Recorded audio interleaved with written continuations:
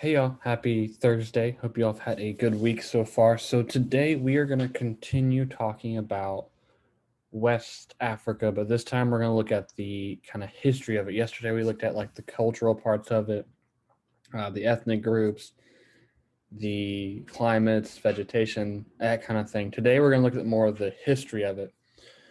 And so you should have seen a notes page on the first part of this module.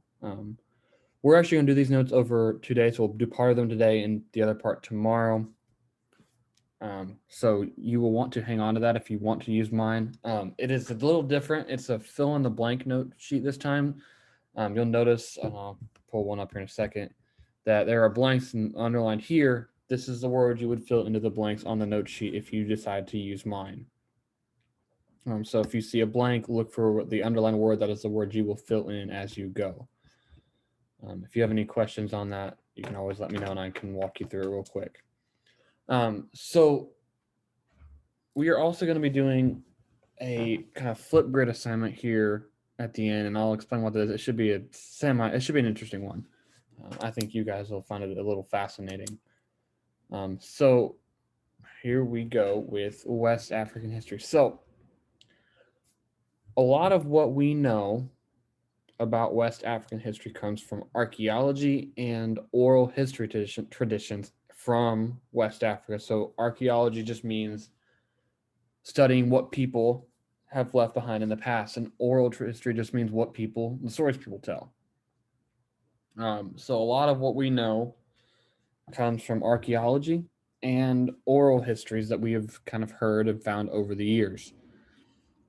So there are actually three different periods we are going to cover in West Africa. One of them being the Great Kingdoms period, the slave trade period, and then the period in West Africa after independence and kind of like what they're doing today.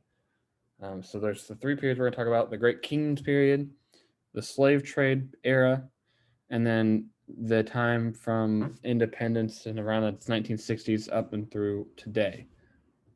So the people in West Africa belong to several hundred different ethnic groups. If you remember the map from yesterday, there were all those different ethnic groups.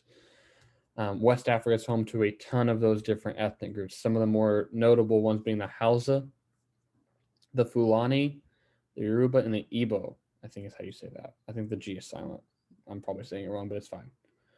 The country of Nigeria, which is the red one here, has over 250 of the different ethnic groups in that one country. As far as languages you'll find in the region,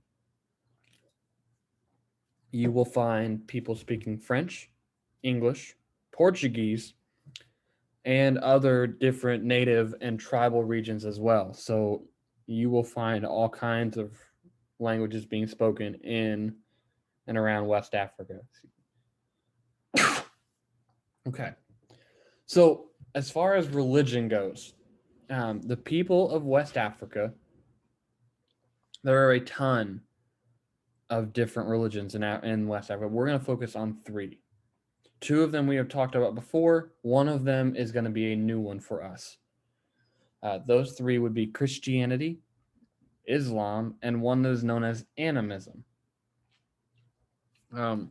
So areas in and around the Sahel region, which is that like grassland region just underneath the desert, that is where you will typically find people practicing Islam. And that was brought to them by the Arab traders who traveled from North Africa. If you remember when we were doing Islam, we talked about how the Muslim traders or the Muslim Empire conquered all of North Africa. A lot of them set up trade routes crossing the Sahara Desert into Western Africa, and they brought Islam with them. So a lot of people in this part of West Africa practice Islam. Christianity, on the other hand, was brought to this region by European explorers, and you'll typically find it south of that semi-arid grassland zone. And you'll find it along the coast, which is where a lot of the European cities and settlements and that kind of thing were set up. So it kind of just depends on the geography of where you're at in West Africa. If you're more interior towards the Sahara Desert, you're more likely to practice Islam. If you are along the coast, you're more likely to practice Christianity. Now, animism is this new one. So it is essentially the idea that physical features, bodies of water, animals, trees, other inanimate, other objects have spirits, and those spirits control different aspects of our lives. And so animism believes that these features have spirits. And so that is in a religion that you will see practiced in various forms across West Africa, people practicing what is often called animism. So what do you think? This is part of the Flipgrid assignment we're going to look at. What kind of foods do you think are commonly found in West Africa? Okay. So I have a website here, and I put this website on the directions for the Flipgrid as well if you would like to look at it yourself. We're going to click on it real quick. It should take us to, here it is. And we're going to look at what Food Network says are the 10 most flavorful West African recipes you can make. Let's go back to number 1 here. Maybe. There you go. Okay. So for number 1, we have West African spicy peanut chicken wings. I'm intrigued by this one. And if you want to get the recipe for them, apparently you can get that. So, couscous. Apparently it is common in the Maghreb region of Mauritania, which is a country in West Africa. And it is a light, fine textured starch. There you go. Gula red rice. So, I guess a different take on rice. Fried plantains. I think a plantain is a type of banana. I honestly do not know. But apparently you can fry them. Egusi soup. No idea what this is. Banga soup. Vegan. Tilapia.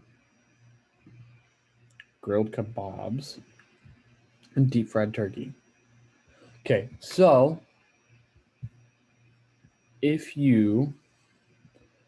so that is the website you use for your Flipgrid assignment. If I can get it to pull up.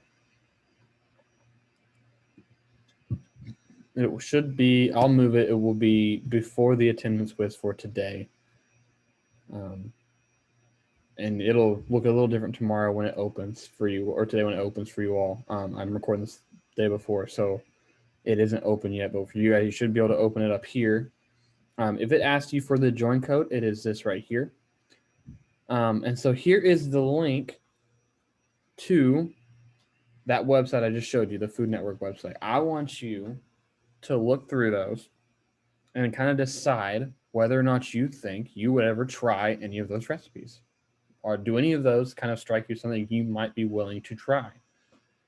So that is all I want you to do for this today. And I want you to kind of basically tell me whether or not you try any of these. There's 2 or 3 of those that I'd be willing to try. I'm just kind of curious what you all think. So that is basically the assignment for this. I want you to look at those recipes and tell me which one, if any, you would try, and why you would try it or why you wouldn't try any of them.